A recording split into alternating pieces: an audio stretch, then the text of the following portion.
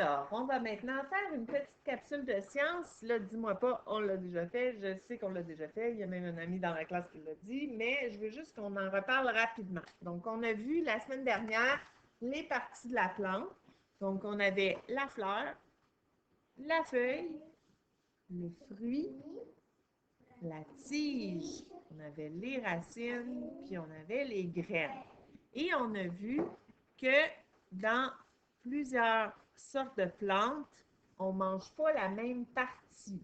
Donc, quand c'était les racines, on disait qu'on mangeait voyons, c'est pas ça que je voulais dire. Quand c'était la carotte, on disait qu'on mangeait la racine. Quand c'était un brocoli, on disait qu'on mangeait la fleur. Quand c'était le maïs, on disait que c'était la graine. Quand c'était les asperges, on disait qu'on mangeait la tige. Les réponses sont écrites, hein, ça va bien dans ce temps-là. Quand on mange des pommes de terre, on dit qu'on mange le tubercule. Hein? C'est un nouveau mot qu'on a appris qui est comme un enflement des racines, mais qui n'est pas nécessairement attaché sur la racine. Il va en avoir partout dans la terre qui vont pousser quand on fait pousser des pommes de terre. Ensuite, ici, ça, c'est de la laitue. Qu'est-ce qu'on mange quand on mange de la laitue? On mange la feuille. Qu'est-ce qu'on mange quand on mange des tomates? On mange le fruit. Qu'est-ce qu'on mange quand on mange de l'ail ou des oignons? Le bulbe. Mais l'ail, tu te rappelles, il faut tout le défaire pour en avoir des petites gousses. Il ne faut pas manger le bulbe au complet d'un seul coup. Et le dernier, c'était le céleri. On mangeait le pétiole. On avait aussi dit qu'il y avait la rhubarbe qu'on mangeait le pétiole aussi. Donc là, ça, c'était les parties de la plante. Aujourd'hui, on va parler plus de la germination. On va voir comment ça pousse une plante. Alors ici, je t'ai préparé des petites images où on voit les plantes grandir. Mais nous, on a de la chance dans la classe 101 parce qu'on a des plantes qui poussent pour vrai. Hein? Nos petites graines de collation qui poussent nous permettent de bien comprendre les étapes de la germination. Donc, quand ça commence à pousser, qu'est-ce qu'on a au début? On a une petite graine. Est-ce que tu la vois dans les images? Oui, elle est ici, elle est toute neuve, comme quand tu la prends dans ton fruit ou dans la classe, quand tu as une collation. Donc, c'est le numéro 1. Donc, la petite graine, elle est toute neuve. Qu'est-ce que tu as vu ensuite qui arrive? Qu'est-ce qui se passe avec la petite graine quand on lui donne de l'eau et de la chaleur? Qu'est-ce qui arrive à la petite graine? Elle va pousser un peu. Donc, est-ce que tu vois, c'est lequel le prochain? C'est celui-là parce qu'elle a commencé une petite affaire. Tu te rappelles même que qu'est-ce qu'on utilisait pour regarder les petites graines qui avaient commencé à pousser? On utilisait une loupe pour bien voir parce que c'était tellement petit. Alors, on a utilisé une loupe pour pouvoir mieux voir. Donc, au début, c'est tout petit, tout petit. Et après ça, ça continue de pousser. Est-ce que tu vois, c'est lequel la prochaine? C'est celle-là. Alors, le numéro 3, c'est ça ici, parce que là, ça pousse tellement que ça va sortir de la terre. Parce que ce que tu vois dans nos images ici qui est brun, c'est la terre. Nous, dans la classe, on n'a pas de terre. On a mis ça dans du papier mouillé. Mais ici, dans l'image, c'est de la terre. Donc, la graine, elle est en dessous de la terre. On voit au travers parce que c'est un dessin. C'est pour t'expliquer. Donc, après ça, ça continue de pousser. Et là, on peut voir quoi? Il se forment des petites racines. Donc, les petites racines sont là. Puis regarde, c'est quoi qu'il y a dedans? Est-ce que tu te rappelles du nom? Je te l'ai dit ce matin. C'est pas des vraies feuilles, tu as raison, mais c'est quoi? C'est des cotylédons. Hey, vous l'aviez presque. C'est un mot compliqué, hein? Alors, les cotylédons qui commencent à sortir, et à quoi ils servent ces petites feuilles-là qui ne sont pas des vraies feuilles? Ils servent à donner de l'énergie à la plante parce qu'elle n'a pas de feuilles. Elle ne peut pas prendre son énergie dans la lumière. Elle n'en a pas de feuilles encore. Donc, c'est pour ça que dans la petite coquille de graines, il y a ce qu'on appelle des cotylédons qui vont lui donner de l'énergie. Ça va lui permettre de se nourrir et de grandir jusqu'à temps qu'elle ait des vraies feuilles. Justement, est-ce que tu vois l'image où elle a des vraies feuilles? Oui, elle est ici, hein? Donc, ça, c'est l'image numéro 5. Donc, dans l'image 5, on peut voir que la plante a maintenant deux belles grandes feuilles et les petits cotylédons sont encore là. Mais ils ne sont pas là pour longtemps. Les petits cotylédons, là, qu'est-ce qui va arriver? Ils vont tous jaunir, ils vont sécher, puis ils vont s'en aller parce que la plante elle n'en aura plus besoin de ces petits bébés fausses feuilles-là parce qu'elle va avoir ses vraies feuilles. Alors, ça va être parfait pour elle pour aller chercher son énergie dans la lumière. Après ça, il en reste deux. Il reste celle-là puis celle-là. Est-ce que tu vois la différence entre les deux? Oui, qu'est-ce qu'il y a de plus dans celle de gauche? Il y a des fruits. Ici, il n'y a pas de fruits. Il y a quoi? Des fleurs. Hein? C'est des petites fleurs. C'est des haricots. Nous aussi, dans la classe, on en a des haricots. Là. Ils ont commencé à pousser. Là, ils sont rendus à quelle étape? Ils sont à peu près de même, nos haricots, dans la classe. Hein? On les voit au travers du verre. Là, ils commencent à sortir. Ils n'ont pas encore de feuilles. Ils n'ont même pas de cotylédons encore. Donc, en fait, il y en a, mais ils sont dans la graine. Ils ne sont pas encore sortis. Donc, le numéro 6, ça va être lui avec les feuilles. Pas les feuilles, les quoi? Les fleurs. Puis les fleurs, après, qu'est-ce qu'ils vont faire? Ils vont faire des fruits. Et là, dans ce cas-ci, les fruits, ce sont des haricots. Si on est chanceux, on pourrait peut-être en avoir dans la classe des haricots parce que ça pousse tellement vite que c'est pas impossible d'avoir des haricots dans la classe. Donc là, maintenant, on va faire une petite page dans notre cahier de sciences.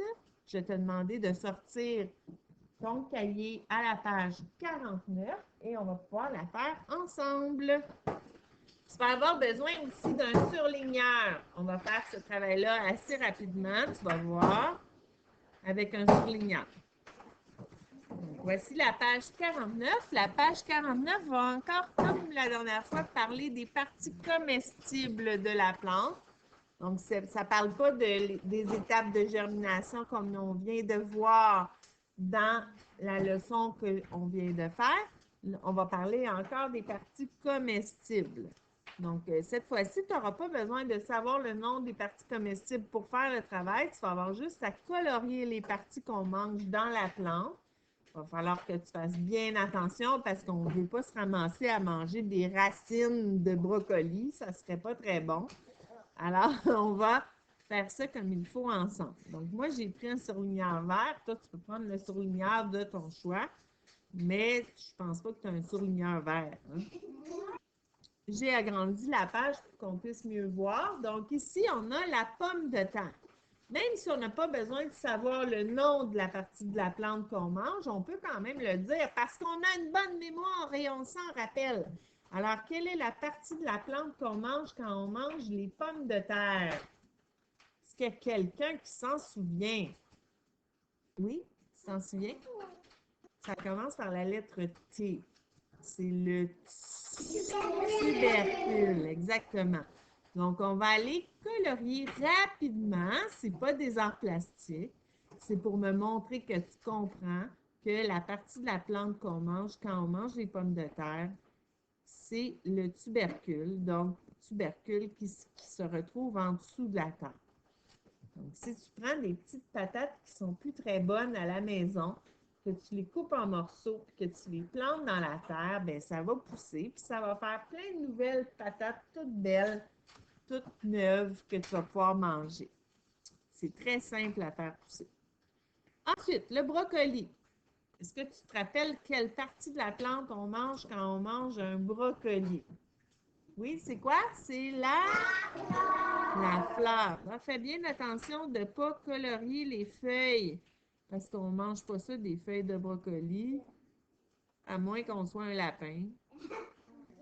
Donc, mais on mange aussi, on l'avait dit l'autre fois, on mange aussi la tige du brocoli. On peut même faire des bons potages avec des tiges de brocoli. Mais ce qui nous intéresse le plus, c'est la fleur. Donc, on mange des fleurs de brocoli. Voilà, je te rappelle que ce n'est pas des arts plastiques, alors ça n'a pas besoin d'être parfait. Tu fais ça rapidement. Donc, on continue avec le prochain qui est le chou. Donc, ça a peut-être l'air un petit peu de la laitue, mais c'est pas de la laitue, c'est du chou. Mais c'est la même partie de la plante qu'on mange quand on mange du chou. Qu'est-ce qu'on mange quand on mange du chou? On mange la feuille. Et voilà, on mange les feuilles. On ne mange pas juste une feuille. Hein? Ça, on aurait faim si on mangeait juste une feuille de chou. Donc, on peut cuisiner plein de choses avec des choux. On peut faire de la salade de choux. On peut faire des cigares au chou, qui est une bonne recette avec du riz à l'intérieur. Donc, plein de bonnes choses qu'on peut faire avec du chou. Faire de la soupe au chou. Et voilà. Donc, il ne faut pas colorier la racine parce qu'on ne mange pas les racines du chou. On mange seulement la feuille. On continue avec le céleri. J'ai bien hâte de voir si tu vas te rappeler du nom de la partie de la plante parce que c'est un nouveau mot qu'on a appris avec cette leçon-là. Est-ce que tu t'en souviens? Qu'est-ce que tu penses que c'est? Le pétiole. Bravo! Alors, quand on mange du céleri, on mange, c'est comme des tiges qui sont un peu larges, qui sont un peu faites comme un U.